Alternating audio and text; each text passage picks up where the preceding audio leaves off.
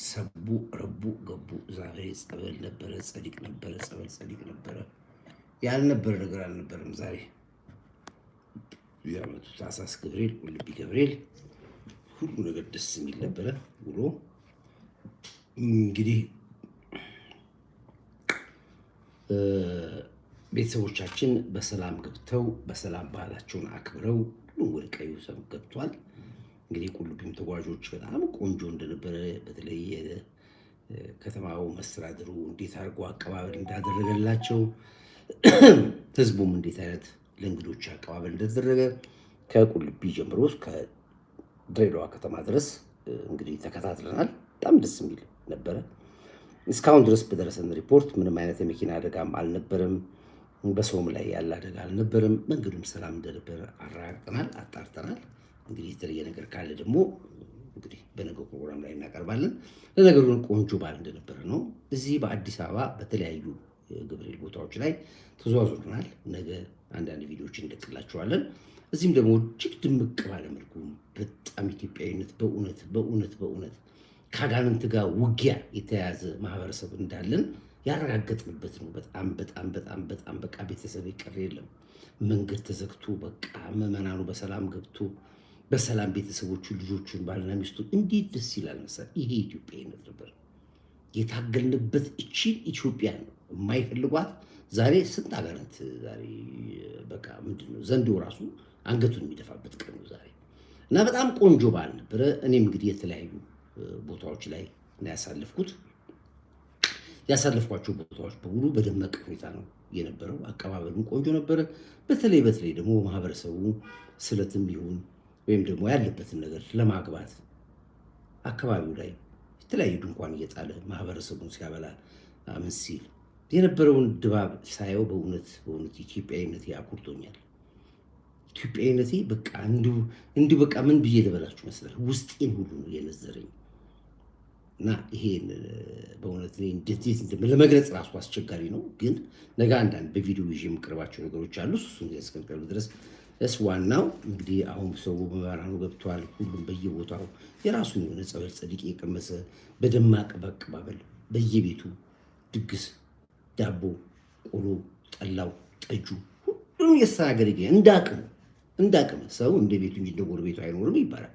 ግን በአቅሙ ሁሉም ዓመት በዓል አስበዝቶ አክብሮታል። ይሄ ደስ የሚል ነገር ነው። እንግዲህ አስጀምሮ ላስጨርሰን ክብር ምስጋና ይግባው ነው የሚባለው። በሰላም የወጡ ቤተሰቦቻችን በሰላም ስለገቡ ክብር ምስጋና ይግባቸው ነው። በዚህ ላይ እንደገና ደግሞ በተለይ ሙስሊም ቤተሰቦቼ በጣም በጣም በጣም በጣም የተለያየ ቦታ ላይ የተለያየ መስተንግዶ ሲያደርጉ አይቻቸዋለሁ። ይሄ ደግሞ ጥንት የነበረ ባህላችን ነው። ይሄም የሚያኮራ ነው። ሁሉ ነገሩ ብቻ ያምራል። በቃ እንደዚሁ ያምራል ብዬ ብዘጋው አይሻልም?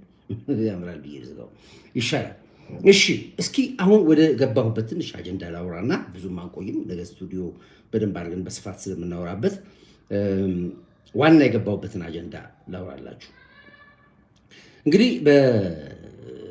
በሕፃጽ ረሃብ ሰበብ ታስቦ የነበረው ሪቮሉሽን ቀላል ሪቮሉሽን አልነበረም። ከባድ አብዮት ነበር ሊቀጣጠል የነበረው። ይሄ ደግሞ ወይ ሰላም ብያችኋለሁ፣ ሁላችሁም ሰላም። ቀላል አብዮት አልነበረም የታሰበ የነበረው። ቀላል ስር አልነበረም የሰደደ የነበረው። ከሸፈ እንጂ ታቅዶ የነበረው ዓለም መንግስታትን ሳይቀር የዓለም ህዝብን ሳይቀር ሊበጠብጥ ሊነቀንቅ የታሰበ ነገር ነበር የነበረው። ግን ደስ በሚላችሁ ሁኔታ ሀቅና እውነት ወጥቶ ራሳቸው ጁንታዎቹ ዘራፊዎች እንደነበሩ ራሳቸው የትግራይ ህዝብ ወጥተው እየተናገሩ ያሉበት ሰዓት ላይ እስከ መቼ ድረስ ነው በሐሰት ፕሮፓጋንዳ የእነሱን እድሜ ለማራዘም ስንል እኛ እዚህ ጋር ከልማትም ተጎሳቁለን፣ ከስራም ተጎሳቁለን፣ በኑሮም ተጎሳቁለን፣ በሄድንበት ተሸማቀን እስከ መቼ ድረስ ነው በሚል የትግራይ ህዝብ ፍንቅል ብሎ የተነሳው። እንደገና ደግሞ ይባስ ብሎ ደግሞ እነታደሰ ወረደ ደግሞ ዛሬ እና ትናንትና እዛው ቦታው ድረስ ሄደው የተደረገው የሰሩትን ሸዋሸዋ ራሳቸው እንደ አዲስ ለማየት የሞከሩ የበለጠ የትግራይ ህዝብ አስቆጥቷል። እና እንዴት አዲስ ወረደ እንዲያውም እኔ ሰዎችንም ሲያነጋግሩ አንዳንድ ኢንተርቪው አይቻለሁ እና በጣም ነገር ምን ይሁን ብላችሁ ድፍረታቸው ነው። ህወሓት ደፋር ነው ብዬ የምለው እኮ ዝም ብዬ አይደለም እኮ ህወሓት ደፋር ነው፣ በጣም ይደፍራሉ እነሱ። እና ምን ይሁን ብሎ ሄደ ብዬ ነው የጠየቁት። ነው አያፍሩም? አታፍሩም? ሰዎቹ የሚጠይቋቸው እኮ የት አለ የቀረበልን ስንዴ፣ የት አለ የቀረበልን ወተት፣ የት አለ የተመደበልን ገንዘብ፣ የት አለ ዘይታችን የታለ ነው ያለ ቢጠይቀሰው ምን ይሁን ብላችሁ ሄዳችሁ ዘመን ልትጠይቋችሁ ሄዳችሁ ወሬው ያውቋል። የሄደው እርዳታ እህል ሱዳን እንደተሸጠ ያውቃሉ። የሄደው እርዳታ ለሻዕቢያ እንደተሰጠ ያውቃሉ። የሄደው የእርዳታ ገንዘብ እንደተበላ መሳሪያ ጥይት እንደተዛበት ያውቃሉ። እንዴ ገና ለገና ከልለን ሰፈር አስቀምጠናችኋልና ከመረጃ ውጭ ናችሁ ብላችሁ ማለታችሁ በጣም ደፋርነታችሁ ነው የሚያሳየው። እና ተዋርዳችሁ ነው የመጣችሁት። እናንተ አሁን ለሚዲያ ግብአት እዛው ደረስን ለማለት ፕሮፓጋንዳ ነበር። ፕሮፓጋንዳው የበለሰ ራሳችሁ ነው ያላችሁ። ባታረጉት ይሻል ነበር። ባትሄዱ ይሻላችሁ ነበር። ወርዳችኋል፣ ዘግጣችኋል። የትግራይ ህዝብ ከዚህ በኋላ እንግዲህ አሁን የምትነሳው ለልማት፣ ለሰላም፣ ለብልጽግና እነዚህም 89 70-80ዎችን በቃችሁ። በቃ ወጣት ያስፈልገዋል። በወጣት መመራት አለበት። ይበቃችኋል ፖለቲከኞቹ። በቃ እንግዲህ 40 ዓመት 50 ዓመት ሙሉ በፈተና ውስጥ እንዴት የሚያሳልፈው የትግራይ ህዝብ በቃችሁ ልትሏቸው ይገባችሁ። አለበለዚያ የሻዕቢያ ዕጣ ፈንታ ነው የሚገጥማችሁ። ሻዕቢያ ያታችኋል። አሁን ኤርትራ ሰው አልባ ሀገር ሆናለች። የላትም፣ ወጣት የለም፣ ሰው የለም። ብቻውን ሽማግሌው ከአብረው ካዱ ሰዎች ጋር ብቻ ነው የሚባርቅ ያለው። ማንም ኤርትራዊያውን በየትኛውም አጋጣሚ ከኤርትራ ለመውጣት 500 ሺህ ብር 1 ሚሊዮን ብር ይከፍላል። ከኤርትራ ትግራይ ለመግባት፣ ከኤርትራ አፋር ለመግባት፣ የትኛውም አጋጣሚ ኤርትራ ለመልቀቅ ብቻ መዓት ብር ይከፍላል። ሰው አልባ ከተማ ሆናለች። ምጽዋን የምታክል ከተማ ምንም ሰው የላትም። ባዶ ከተማ ነች ምጽዋ። አሰብ ተሞት ጨራሽ አታንሱ። ስላሰብ አናወራም እኛ። አስመራ ከተማ ራሱ ባዶ እርቃኗን ቀርታለች። ለምን? ዘላለማቸውን ጦርነት የሚጠብቁት ዘላለም። እኛን ሲያዩ እኛ ሄድን፣ እነሱ ወደቁ። እኛ እየሰራን ነው ያለነው። ግመል ይሄዳል፣ ውሻ ይጮሃል ብያቸዋለሁ። እኛ እየሰራን ነው፣ እነሱ እየጮሁ ነው። አሳውም ሞተ፣ ባህሩም ደረቀ የሚባለው ይሄ ነው። ገና ለገና በልህ ብዙ መጠቀም ሲችሉ፣ ኤርትራን መለወጥ ሲችሉ፣ ኤርትራ ቤተሰቦቻችንን ወንድሞቻችንን በቀያቸው ላይ ኢንቨስት ለማድረግ እንኳን እንዳይችሉ አድርገው ገደሏቸው። አንድም ኤርትራዊ ኤርትራ ገብቶ 4 ክፍል ቤት የሚሰራ የለም። ኢንቨስት የሚያደርግ የለም። መንግስትም የለም። ስለዚህ ይሄ ኤርትራ ላይ ያለው ውድቀት ወደ ትግራይ እንዳይመጣ ስለምንፈራ የትግራይ ህዝብ በቃ ማለት መቻል አለባችሁ። በቃ ልማት እንፈልጋለን፣ ችግር አለብን፣ ችግራችን ቁጭ ብለን በጠረጴዛ መፍታት እንፈልጋለን። ይሄ ነው ጥያቄያችሁ ሆነ ያለበት። እነዚህም ደግሞ ብትፈልጉ አክብሯችሁ፣ ብትፈልጉ አዋርዷችሁ የሚያገባኝ ነገር የለም። እነዚህ 70-80ዎች በቃችሁ ተቀመጡ በሏቸው፣ ወንበር ስጧቸው፣ ይቀመጡ ቤታቸው እና ኃይል ያለው ጉልበት ያለው ወጣት የሆነ ወደፊት መጥቶ ራሳችሁን አገሪቷን ማስተካከል አለባችሁ ብዬ እገምታለሁ። ምክንያቱም ሀቁን በብዙ ነገር ተፈታተኑ ናችሁ። በብዙ በጦርነት ተፈታተኗችሁ፣ በፖለቲካ ተፈታተኗችሁ፣ በተለያየ ነገር አጀንዳ እየሰጡ ተጫወቱባችሁ። የትግራይ ህዝብ እኛ ባልኖር እኮ ኖሮ ትግራይ ትጠፋለች። እያነቃን አንድ ነገር ሲጀመር አይደለም እያልን አንድ ነገር እኛን ያዳናችሁ እስካሁን ድረስ ደረጃ ደርሰናቸው። የመጨረሻዋ ካርድ ነች። የህፃጽ የረሃብ አድማ የረሃብ አጀንዳና ፖለቲካ የመጨረሻ ካርዳቸው ነች። ከዚህ ውጭ ካርድ የላቸው። አለቀ፣ ጨረሱ። በቃ ምንም ብሉም ደግሞ የሚያምናቸውም ህዝብ የለም። አሁን እዚህ ደረጃ ድረስ አድርሰናል። ነገም ደግሞ ሌላ አጀንዳ ይዘው መምጣታቸው አይቀርም። ስለዚህ የትግራይ ህዝብ በቃችሁ ብሏቸው ጠቅላይ ሚኒስትር ዶክተር አብይ ሲናገር በትግራይ ውስጥ ያለ ባጀት ሶማሌ፣ አፋር፣ ሌሎች ሀገሮች በጥፍ ነው ባጀታቸው ገንዘባቸው የሚያገኙት ገንዘብ። 1 ኪሎ ሜትር ኮሪደር መንገድ አልሰሩም። አንድ ልማት የለም። አሁንም በፋኖ በኩል ስልጣን ላይ ይመጣል ብለው ያስባሉ። በሸኔ በኩል ስልጣን ያወጣናል ብለው ያስባሉ። በሻዕቢያ በኩል ስልጣን ላይ እንወጣለን ብለው ያስባሉ። በቃ ከስልጣን ጋር ተጣብቀዋል ያሉት። ስለዚህ ማህበረሰቡ እንዳያለማ ነዳጅ በጠርሙስ ነው የሚሸጠው፣ በሃይላንድ ጠርሙስ ነው የሚሸጠው። ባንክ ገንዘብ በሙሉ የለም፣ አውቶ ጨርሶታል። እንደውም አሁን የኢትዮጵያን ገንዘብ ጨርሶ በናቅፋ ነው የሚጠቀሙት ትግራይ ውስጥ። ትላንት ሰርችበታለሁ። ስለዚህ የትግራይ ህዝብ በቃ በሉ በቃ። ሌላው ቢቀር አንተ አዲስ አበባ ብትቀመጥ፣ ጎንደር ጎጃም ብትቀመጥ፣ እዛ ያሉት ቤተሰቦቻችሁ ልታዝኑላችሁ ይገባል። ልታዝኑላችሁ ይገባል። ዝም ብለህ ጭፍን ደጋፊ መሆን አይደለም። እና እኔ ለትግራይ ህዝብ የምናገረው ነገር በቃችሁ በሏችሁ። በቃ ወደ ሰላም እንምጣ፣ እስኪ እንነጋገር፣ በጠረጴዛ እናውራ፣ ጥያቄያችንን እናምጣ፣ ጠረጴዛ ላይ አስቀምጠን እንጠይቅ። ይሄ ካልሆነ በስተቀር የሚከፈለው ዋጋ አሁን የባሰ ነው። እና እቺ አሁን የህፃጽ ላይ የነበረችው የረሃብ ፖለቲካ ተሳክቶ ቢሆን ኖሮ መፈንቅለ መንግስት ነበር የታሰበው የነበረው። ህዝባዊ ቢተኝነት ነበር ታስቦ የነበረው። ቀስቀሳው ከባድ ነበር የነበረው። አከሸፍ ነው። ስለዚህ አሁንም ሌላ ምን ይዘው ሊመጣሉ እንጠብቃለን። ግን ከዚህ በኋላ ካርድ የላችሁ ህወሓት ምንም ካርድ የላችሁ። በቃ ተባለነባቸው አለቀ። አሁን እዚህ ላይ አንድ ነገር እመጣለሁ። የዚህ የህፃጽ ወሮቻችን የረሃብ አድማና ፊልም የተለቀቀበት ምክንያቱ ከየት ነው የተባለው በቀደም ነግራቸዋለሁ። በነጌታቸው አሰፋ የተቀነባበረ ፊልም ነው፣ ፕሮጀክት ነው፣ ስክሪፕት ነው የተሰጣቸው። በስክሪፕቱ ነው የተጫወቱት። በስክሪፕቱ ተጫውተዋል። ያ ፊልም ከየት እንደሆነ መንግስት ጋር መረጃው ደርሷል። አሁን የምናገረው ነገር ብቻ ነው። ፊልሙ ተቃጥሏል አይደል? አዎ። በዚህ ጉዳይ ላይ ወጥተህ ስታራግብ የነበርክ ስለ ረሃብ አውቀህ እያለቀስክ እያስለቀስክ ድራማ ስትጫወት የነበርክ ተቀጥሮ የሚሆን ተከፍሎ የሚሆን ይሄንን ፖለቲካ ልጣጦዝ የሞከርክ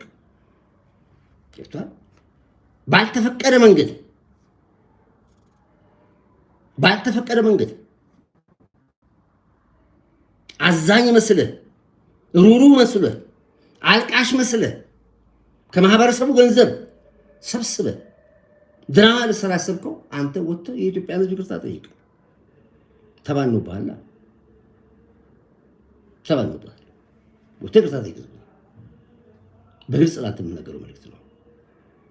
ቢሳካ ኖሮ የመጣውን ዳሜጅ ስለማውቀው ለዚህ ነው ሁልጊዜ አጥፍተን ይቅርታ ማለት ስለማንችል ጥፋቶች ሁሉ ጊዜ ይደጋገማሉ። አሁን ግን ያው በሚዲያ ላይ ወጥተህ አልቅሰህ ድራማ የተጫወትክ በሙሉ ወጥተህ ሶሪ። ይሄ ካልሆነ ግን ነገም እንደዚሁ ማንም የፈለገው መርዝ እየረጨ ነገም እንደገና ደግሞ በቃ ያልተሳካም ደግሞ ሌላ ስራ እያለ ድራማ ሊጫወትብን አትችልም። ወጥተህ ይቅርታ ጠይቅ። አክቲቪስቱም ፖለቲከኛው በቃ ድራማው ተቃጥሏል፣ ፊልሙ ተቃጥሏል። ግን ይሄን አስባቸው የነበሩ ለዚህ ነበረ። ይሄን ያስበው ለመፈንቅለ መንግስት ነበረ። ይሄን ያስበው ለህዝባዊ እምቢተኝነት ነበረ። ይሄን ያስበው ወጣቱ ሞባላይዝ ለማድረግ ነበረ። ይሄን ያስበው ህዝብና ዓለም አቀፉ እውቅና አግኝተን ትኩረት አግኝተን አገሪቷን ልናምስ ነበረ። እንደ ሊቢያ እንደ ሲሪያ ልንበጠብጥ ነበር ያስበው። ለህዝባዊ አመፅ የተሰጠ ፕሮጀክት ነው። ባለማወቅ ላላችሁት ምንም ችግር የለውም። ነገ እንዳትደግሙ ሳታጣሩ ምንም ውስጥ እንዳትገቡ፣ እሱ ላይ ችግር የለብኝም። ፐርፐዝሊ ግን ሚሽኑ ተሰጥቶ በዚህ ላይ ስክሪፕቱን ይዘህ የተጫወትክ ግን ወጥተህ ነገም ዛሬም ሳትል ይቅርታ ጠይቅ። ይሄ አይ ካልክ ህግ ሊጠይቅ ይችላል። አይ ካልክ እኔ ችግር የለብኝም። ሃይ ብያቸዋለሁ። ሁላችሁም ሰላም ብያለሁ እኮ አወየ ሁላችሁም ሰላም ብያቸዋለሁ። ይሄ መስት መሆን ስላለበት ነው። ዋጋ ከፍለንበታል፣ ደክመንበታል። ስለዚህ እንደዚሁ በቀላሉ የምንላቀቀው ነገር ስላልሆነ ወጣችሁ ይቅርታ ጠይቁ። ይሄን እንደሚመለከት በእርግጠኝነት ነው ትላላችሁ። በተለይ ሳታውቁ እዚህ ውስጥ የገባችሁት ወጣችሁ ይቅርታ ጠይቁ። አውቀው ስክሪፕት ተሰጥቷችሁ የተጫወታችሁት እናንተ ትጫወታላችሁ። በተለይ እነ ጆን ዳንኤል እነ ኤሪዮ ላይ የምትባሉ እናንተ ወጣችሁ ይቅርታ ጠይቁ። ማን ነው ስክሪፕቱን የሰጣችሁ? ምን ነበር ዓላማችሁ? ማን ነው ይሄን አድርጎ ያላችሁ? ወጣችሁ ይቅርታ ጠይቁ። ሌላ እንግዲህ በአደጋና ዝግጁነት በኩል ነው የሚገባው።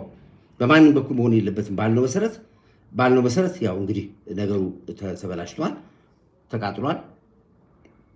እሱ ምን ማድረጋችን። ማንኛውም እንቅስቃሴ መንግስት ያላት ሀገር ነች፣ ህግ ያለበት ሀገር ነው። ማንኛውም እንቅስቃሴ በመንግስት በኩል ነው። ባልነው መሰረት ጠቅላላ የተሰበሰበው ገንዘብ ወደ አደጋና ዝግጁነት ኮሚሽን ገብቶ በኮሚሽኑ አማካኝነት ወደ ማህበረሰቡ እንዲደርስ የተደረገውን ስራ በጣም አመስግነን ተቀብለናል። ከፈለጋችሁ ደግሞ ያ የተሰበሰበው ገንዘብ እዛ ቦታ ላይ ለመድረሱ የራሳችሁን ኮሚቴ አዋቅራችሁ ሄዳችሁ ቦታ ላይ ማረጋገጥ ትችላላችሁ። መድኃኒት የሚል አንድ ግሩፖች መድኃኒት ሰብስባችሁ ነበራችሁ። ከሰበሰባችሁት መድኃኒት ውስጥ በመጀመሪያ ደረጃ ከ50% በላይ ኤክስፓየርድ ያደረገ መድኃኒት እንደሆነ መንግስት ደርሶበታል። ያ ኤክስፓየርድ ያደረገ መድኃኒት ሄዶ ተሰጥቶ ቢሆንስ ምን ነበር የሚፈጠረው አደጋ? ለዚህ ነው መንግስት እውቅና የሌለበትና ያልፈተሸው መድኃኒት ከሆነ በጤና ጥበቃ፣ እህል ከሆነም እንደዚሁ በደረጃ በዳቢዎች ተረጋግጦ ነው። የተበላሸ ምኩስ እንዲ አለ፣ የተበላሸ ዱቄት አለ፣ የተበላሸ ዘይት አለ። ኤክስፓየርድ ያደረጉ ምግቦችን ወስዳችሁ እዛ ቦታ መስጠት ማለት ሰው መግደል ነበር የነበረው። ለዚህ ነው ጥራቱን የጠበቀ ማህበረሰቡን የሚጠቅም መሄድ አለበት። ይሄ ደግሞ የሚሄድ በኩል ቼን አለው፣ ላይን አለው፣ ፓይፕ አለው በዛ በኩል በሚለው መሰረት እንግዲህ ዛሬ ገንዘቡን ትናንትና መስታችሁ ሰምቻለሁ። ቴንክ አመሰግናለሁ ስላደረጋችሁ። ድሮም እንደዚህ ነበር። ድሮም ብር ብላችሁ ካለ ነበር 16 ሚሊዮን ብር 15 20 ሚሊዮን ያላችሁት በሙሉ ሸዋሸዋ ነበር። መንግስት ህግ አክብራችሁ ስለሰጣችሁ እናመሰግናለን። የተሰበሰበ ከልብስ ውጭ ማንኛውም ወደ ሆድ የሚገቡ ፈሳሾች በሙሉ በአደጋና ስፒሪት ተመርምሩ። ያውም እህሉ ተመርምሩ፣ ወተቱ ተመርምሩ፣ ዘይቱ ተመርምሩ። የሚሰጠው ለወደፊቱ ትልቅ ትምህርት ነው። አንዳንድ ሰዎች ወደ ፖለቲካ ልትለውጡ ትፈልጋላችሁ። አንድ ሚዲያ መስል የሰማሁት ምንድን ያልከው ለቦረና ሲሆን እንዲህ ነበረ፣ ለነገሌ ቦረና ለከብቶች እንዲህ ተደርጎ ትግራይ ላይ ሲሆን ለምን የሚል አንዳንድ ሸዋሸዋ ፖለቲካ እቺ አጀንዳ ነች። ይለያያል። ማን ነው እሱ? ሀጂ በዳስ በቃ ምንድነው ሃይበለኝ ሃያልኩ እኮ በቃ እንዴ ምንድነው? 80 ጊዜ ብሎክ ላደረግ ነበር ትቻለሁ። በቃ አትድገም። በቃ አንዴ ካልካ በቃ ወይ ምን አይሱ ነው ጅግላት ሊሰርቅ በገብርኤል ብድር ወይ። ስለዚህ አሁን መንግስት የሰራችሁትን ስራ በዚህ አጋጣሚ ላይ አፕሪሼት አደርጋለሁ። ቴንክ ዩ ብያለሁ። እናንተም በዚህ ጉዳይ ላይ ህግ አክብራችሁ ወስዳችሁ ገንዘቡ መልሳችሁ እናመሰግናለን። ለወደፊቱ ግን የተማከለ ስራ፣ ስርዓት የያዘ ስራ፣ ለሽብር አገልግሎት ማንኛውንም እርዳታ መለመን አይቻልም። ይሄ ተማምነንበታል። ይሄን እናንተም ህግ አክብራችሁ ገንዘቡ ሰጣችኋል። የተሰበሰቡ ንብረቶች አሉ እየተባለ ነው። እሱ ይመጣል ማለት ነው። እሺ ኦኬ። ሌላ ወደ መጨረሻው አጀንዳ ልግባ። ይሄን በዚህ በኩል ያለውን ነገም በስፋት ስለማብራራበት ነው። ሌላ የመጨረሻ አመጣው እንግዲህ የዚህ የሶማሌላንድ ጉዳይ በጣም አንጫጭቷችኋል። ትራምፕ እምቢ አለ ትላላችሁ፣ ኪዩን ኤልሳቤት እምቢ አለ ትላላችሁ፣ ጋዳፊ እምቢ አለ ትላላችሁ። እኔ አያገባኝም። ምን አገባችሁ? ምን አገባችሁ እንዴ? ሶማሌላንድ ሀገር ነኝ ብላለች። በሀገርነት ነኝ በማለት ደግሞ ብዙ ዓመታትን አስቆጥራለች። ከ15 ዓመት ከ20 ዓመት ከ30 ዓመት ከ40 ዓመት በላይ በሶማሌላንድ አገር ሆና የተቀመጠች ሀገር ነች። የራሷ መገበያያ ገንዘብ አላት። የራሷ ሰራዊት አላት። የራሱ ኤምባሲ አላት። የራሷ ጠቅላይ ሚኒስትር አላት። የራሷ ዋሪ ቦለድ አላት። ለረጅም ጊዜ ወቅቱን ጠብቆ እስራኤል ለምን አለች? እስራኤል ታውቀዋለች፣ እውቅና ሰጠች። አሜሪካን እውቅና ከለቀቅ መብቱ ነው እንደ ሶማሌላንድ። አሁን አንዳንድ ፖለቲካ ልታጥሩስ ምክራላችሁ። ምንድነው የግብፁ ምንድነው ያለው? አርሲሲ ምናምን ምንድነው ያለው? ይሄ አለ ሲናገር ማትሽኩል አልመጅኑኒ አስማ ስማ፣ የግብፁ አርሲሲ አዳምጥ። ፖለቲካ ሲያጥሩስ ይሄንን ሶማሌላንድ ከተፈቀደ ኢትዮጵያ 30 ቦታ ትሰነጣጠቃለች። ከተጀመረ ለኢትዮጵያ አደጋ ነው። ለምንድን ነው የኢትዮጵያ አደጋ? 35 ዓመት 40 ዓመት እኮ ሶማሌላንድ እኮ አገር ሆናለች። ምንድን ነው የኢትዮጵያ አደጋ የመጣው? ሌሎቹም ይገነጣጠላሉ። ማንም የሚገነጠሉ አታቆሙ ማለት ነው። እኛ በዚህ ማስፈራሪያ መጣችሁ። ምክንያቱም ያ ማነው ክንፈ የሚሉት ሜቴኩ እሱ ወጥቶ ምን አለ? በቃ ሶማሌ ከተገነጠለች ትግራይ ሀገረ ትግራይ ሆና ትገነጠላለች ብሏል። ያችን ቋንቋ ነው እንግዲህ ያዝወጣው። እንዴ እስኪ ወንድ የትግራይ ህዝብ ውጣና ገነጠላለሁ ብሎ ይበል። ህወሓት ይላል ሲለንም ቀርቧል። ታላቋ ትግራይ ሀገረ ትግራይ ሲንጋፖር የሆነች ሀገር ሲሆን ቆይቷል። አልተሳካለትም። ይሄ ቢሆን ኖሮ ከሻዕቢያና ህወሓት አብሮ አልነበረ ብሎ ለምን አልተገነጠለችም? አብረው በዛን ጊዜ 27 ዓመት ጠላ ለምን አልተገነጠለም? ተገንጥሎ መኖር እንደማይችሉ ስለሚያውቁት ነው። አይ ካሉ ደግሞ የህዝቡ ወጥቶ ከወሰነ ምንም ችግር የለም። ሌላ ህዝብ ይገነጠላል ብለህ አታስብ። ኦሮሞ ይገነጠላል፣ አማራውን ይገነጠላል፣ አፋር የቱ ምን ገነጠል? ተመሳጥራን እኮ እኛ አንድ ነን እኮ እንደዚህ ነን እኮ። ምንድን ነው እሱ? ምንድነው? ምንም አልገባኝም። ይሄ ሰው ምንድነው? ዝም ብለው ገቡ ፍራፍቶች በሙሉ ገቡ አለ። ፍራፍቶቹ ምንድነው እሱ?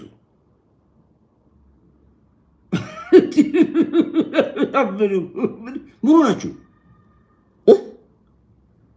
ፍልፈሎች ገቡ፣ እንደ ጉድ ገቡ ፍልፈሎች። እያዩዋቸው ነው። ምን ሆናችሁ ነው እንዴ? ማንስ ብርሃነ ከስተ ብርሃነ ተከስተ ወዲህ ተከስተ ነው ያለው። ቁጥር አለው 1285 ኮኖ ዋት ነው። ከጎኑ ቁጥር ካለው ዋት ነው። እንደ አድሚኖች ምን ዝም አላችኋቸው? እናንተ ቦልኩልኝ፣ ወደዛ አባሩልኝ፣ ወደዛ አጽሉልኝ፣ ወደዚህ ፍናፍተሞች። ስለዚህ ይሄ በአብዛኛዎቹ የሻዕቢያ ስራ ነው። ትግራይ ከተገነጠለችና ልገንጠል ብላ ካለች የመጀመሪያ ትግራይ ሻዕቢያ ይበላታል። ኤርትራና ትግራይ ጎረቤት ሆነው መኖር አይችሉም። ኤርትራ ትግራይን እየጠበቅናት ያለው እኛ ኢትዮጵያኖች ነን እንጂ እንደ ሻዕቢያ ድሮ ያጠፋታል። ድሮንም ያጠፋታል። አያምናቸውም ብያት ላልኳችሁ እንደ ባለፈው አልነገርኳችሁ። ስለዚህ ከዚህ ጋር አይገናኝም። ሶማሌላንድ ራሱ ነገርኳችሁ። አሁን መንገዱ ተከፈተ። ኢትዮጵያ 30 ቦታ ትገንጠል። አናት ይገንጠል፣ አናት ይገንጠል። አታቀንምኛል። አሁን ነው አንድ ምን ነው እኛ አሁን ለሶማሌላንድ ኢትዮጵያ ዋጋ ከፍላለች። ለዚህ አሁን ላለው ሶማሌላንድ ለምትባለው ሀገር የሰራዊት ዋጋ ከፍለናል፣ የገንዘብ ዋጋ ከፍለናል። ምክንያቱም ብዙ ነገሮችን እናቅስል ነበር። ዚያድ ባሬ ኢትዮጵያን አጠፋለሁ ብሎ በምስራቅ በኩል ድሬዳዋ ለመግባት 40 ኪሎ ሜትር ሲቀረው በደቡብ በኩል ባሌ፣ ዶሎ፣ ፊልቱ፣ ክብረ መንግስት አልፈው አዋሳ ገባለሁ ባለ ጊዜ ህወሓት ኮማንድ ፖስቱን ሶማሌ መቋዲሾ ላይ አድርጎ በወጋን ሰዓት ላይ ሻዕቢያና ህወሓት ኮማንድ ፖስታቸውን መቋዲሾ ላይ አድርገው ከዚያድ ባሬ ጦር ጋር በወጉ ሰዓት ላይ ሶማሌላንዶች ለኛ ቆመው ነበር።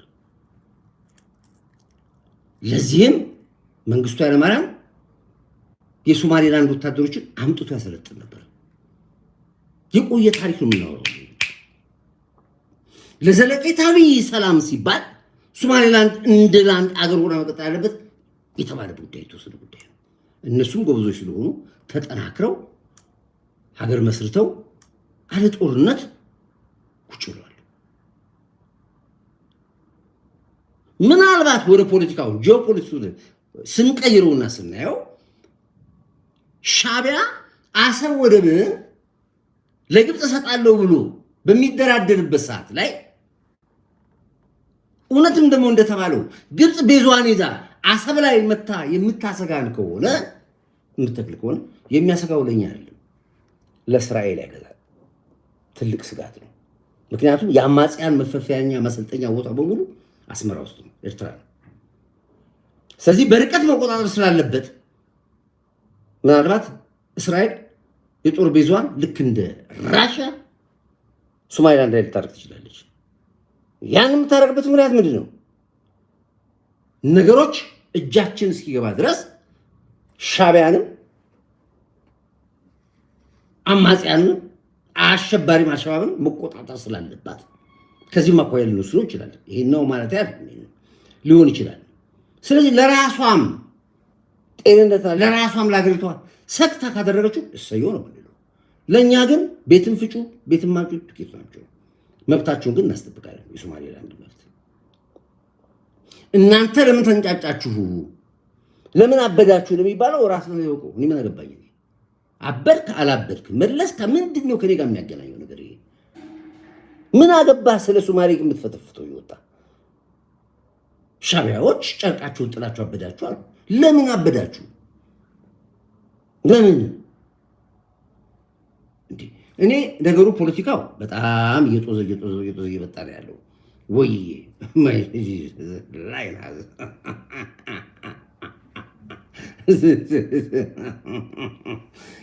ፍራንክን እንዳትገቡ ብያቸዋለሁ።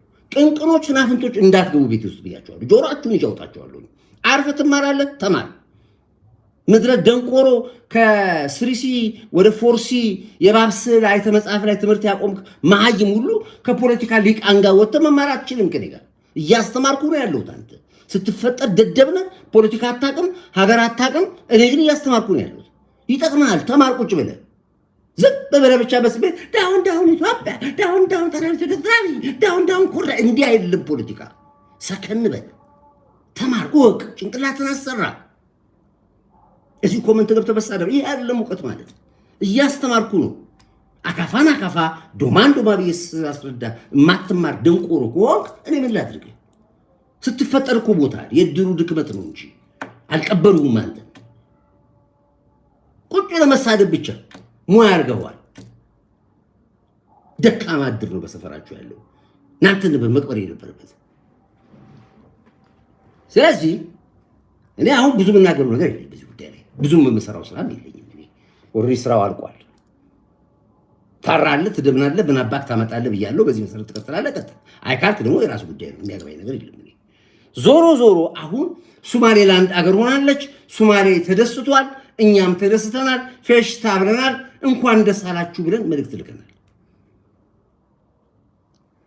እነሱን አይቼ ገነጥላለሁ ካልክ ሶማሌላንድ ስትገነጠል እኮ ታውቃለህ ሁሉ ነገር አላት። ለም መሬት አላቸው፣ ባህር ወደብ አላቸው። ለመገንጠል በቂ የሆነ ሶርስ አላቸው፣ በቂ ምክንያት አላቸው ለመገንጠል። ሊያቆማቸው የሚችል ማንም የለም። የሚጠይቁ ነገር ሁሉ አላቸው። ስለዚህ አንድ ሀገር ለመገንጠል የሚያስፈልጋትን ክራይቴሪያ ያሟላች ሀገር ሶማሌላንድ ነች። አሁን ተግባባናል። ህወሓት ልገነጠል ምን ይዘህ ትገነጠላለህ? ምን ይዘህ ነው የምትገነጠለው? ሸኔ ልገንጠል ብትሉ ይዘህ ትገነጠላለህ? ምን አለ? ምን አለ? እስኪ ንገረኝ። ጀዊሳው ምን ይዘህ ትገነጠላለህ? ምን አለ? ናቲንግ። በፖለቲካ እንኳን አንድ መሆን ማትችሉ ናቸው።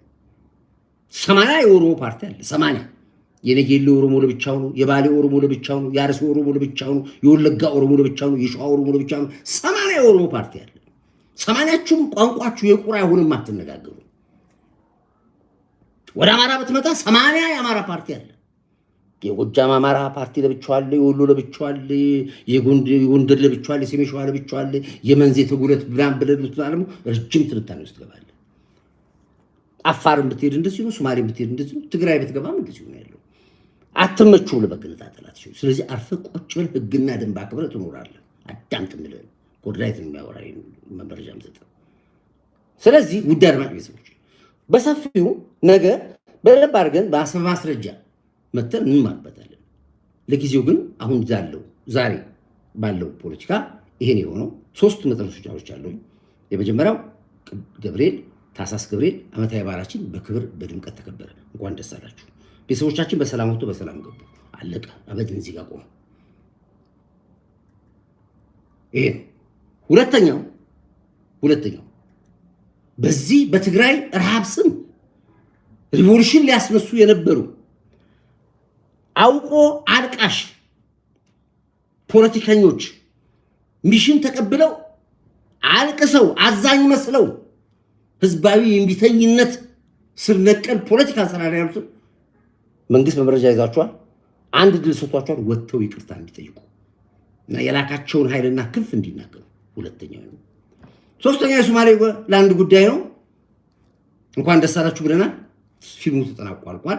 ነገ በስፋት ስለዚህ ጉዳይ ላይ ደግሞ መረጃና ማስረጃ ይዤ እመጣለሁ።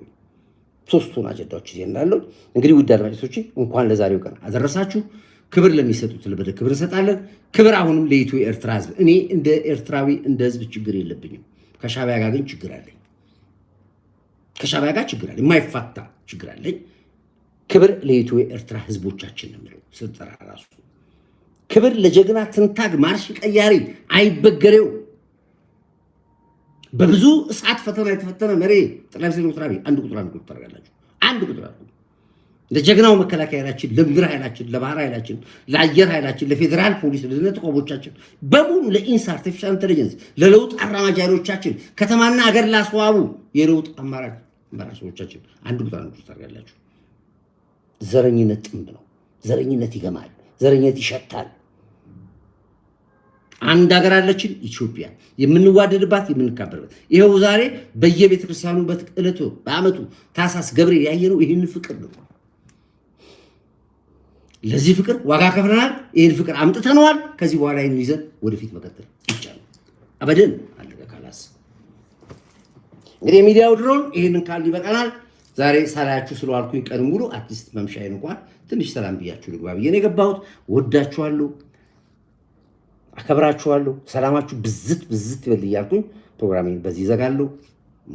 ሰላሙን ላይክ አድርጉ፣ ሼር አድርጉ፣ ሰብስክራይብ አድርጉ። ሰብስክራይበር ይገርማችኋል እንዳናደርግ አድርጎ ተቆልፎ ተይዟል። ይኸው 100 ምናምን ሺህ ላይ እዛው ላይ ቆሟል ያለው። ምክንያቱም እኔ ችግር የለብኝ 1,200,000 ሰብስክራይበር የነበረው ትኩስ መረጃ ተዘግቷል። እንኳን ይህን ይቅርና ግን ይኸው ሰብስክራይበር እንዳታደርጉ ሁሉ ተዘግቶባቸዋል ያለው። ስለዚህ አሁንም እሱን እናስከፍታለን። ዞሮ ዞሮ ግን ሰብስክራይብ አድርጉ እናንተ። ይሄን ያለው ወዳችኋለሁ። ክቡር ጠቅላይ ሚኒስትር ዶክተር አብይ እንግዲህ ላገኝህ እፈልጋለሁ። ይሄን መልእክቴን ካገኘ ደውለህ ብታገኘኝ መልካም ፈቃድ ከሆነ ላሉ አመራሮች እንድታገኙ ይፈልጋለሁ። እንግዲህ ይሄን ያለው ወዳችኋለሁ። ሰላማችሁ ይስጥልኝ። አከብራችኋለሁ። ሳሉት ያልኩ በዚህ እንሰባበታለን።